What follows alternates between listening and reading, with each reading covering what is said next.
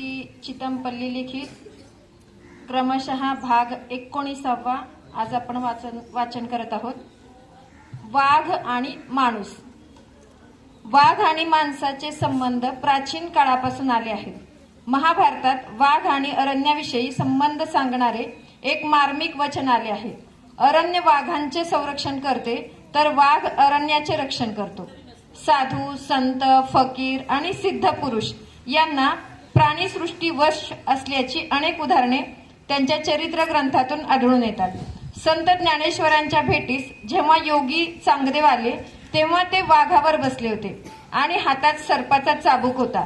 चांगदेव ज्ञानेश्वरांच्या काळात प्रसिद्ध पावलेले सिद्ध पुरुष होते। संत तुकारामांनी म्हटले आहे, चित्त शुद्ध तरी शत्रू मित्र होती, व्याघ्र हे न खाती सर्पतया। साधू, संत, फकीर आणि सिद्ध पुरुषांचे राहण्याचे मुख्य स्थान म्हणजे राणे वने। रानावनात भटकंती करू लागलात की आदिवासी तुम्हाला फकीर आणि वाघाच्या मैत्रीविषयी कथा सांगतील। जंगलात एक फकीर राहत होता। त्याच्याकडे रोज एक वाघ रात्री सोबतीला असायचा।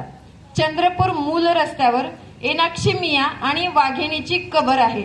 त्याविषयी लोककथा अशी आहे की एनाक्षी मिया नावाचा अवलिया फार वर्षापूर्वी झाला। तो एका जंगलातील डोंगरावर राहत होता।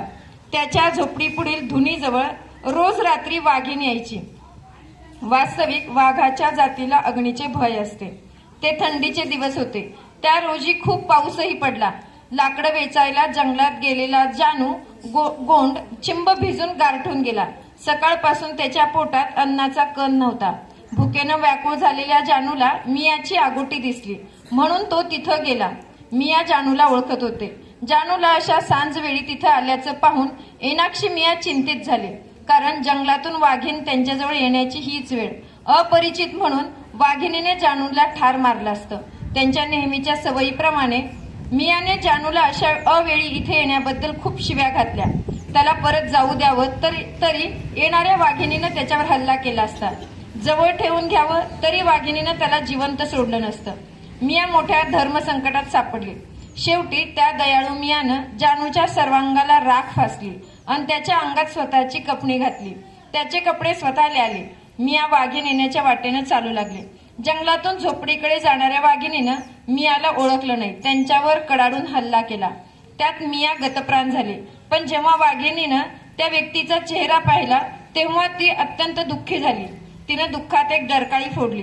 विलक्षण आक्रोश करीत शेपटी आपटीत वाघिणीनं जागच्या जागीच प्राण सोडला। अशा रीतीनं एनाक्षी मियानं जानू गोंडाचा जीव वाचवण्याकरता स्वतःचे प्राण दिले। दुसऱ्या दिवशी जानू गावात गेला। घडलेली सारी हकीकत मोठ्या शोकानं जानूनं गावकऱ्यांना सांगितली। तेव्हा मियाच्या दर्शनाला सारा गाव लोटला। त्यांनी एनाक्षी मिया आणि वाघिणीची कबर शेजारी शेजारी बांधली। ही कबर अजूनही अस्तित्वात आहे। जंगलातील वाघाशी माझा संबंध गेल्या 3 तपाचा आहे। जंगलात भटकंती करताना वाघ आणि माझी भेट अनेक वेळा अवचितपणे झाली आहे। या प्राण्याबद्दल मला नेहमीच आदरयुक्त भीती वाटत आली आहे। मला रुडयार्ड किपलिंगच्या जंगल बुक मधील शेरेखान आठवला। साऱ्या प्राणी जगताला शेरेखान विषयी तिरस्कार वाटायचा, कारण तो आवडेल तिथं शिकार करायचा। किपलिंग या इंग्रज लेखकाला जंगल आणि वन्य प्राण्याविषयी माहिती होती, परंतु त्यानं वाघाला खलनायक आणि बघिरा म्हणजे बिबट्याला चांगलं म्हणण्यात चूक केली होती। खरा खलनायक बिबट आहे। जंगलात राहणारे सारे आदिवासी बिबट्याला चांगलं ओळखतात, म्हणूनच त्यांना त्याची भीती वाटते। ठिपके असलेले हे मोठं मांजर कोणाचा कधी घात करील हे सांगता येत नाही। वाघापेक्षा त्यांची संख्या उत्तरोत्तर वाढत आहे। गाव आणि जंगलाच्या आश्रयानं कसं राहायचं हे या लबाड प्राण्याला चांगलं ठाऊक आहे। गुरे आणि माणसावर निरघृणपणे हल्ला करून हा समंतात हल्लकल्लोळ माजवितो। वाघ मेला तर मेळघाटातील कोरकू आदिवासी त्याला दुःखानं हात जोडतात। मेलेल्या वाघाच्या पायाला आदरानं स्पर्श करतात, परंतु जिवंत बिबट्याची त्यांना भीती वाटते। मेला तर त्याच्याविषयी तिरस्कार वाटतो। वाघदेवाची स्थापना करून ते त्याची मनोभावे पूजा करतात। धन्यवाद।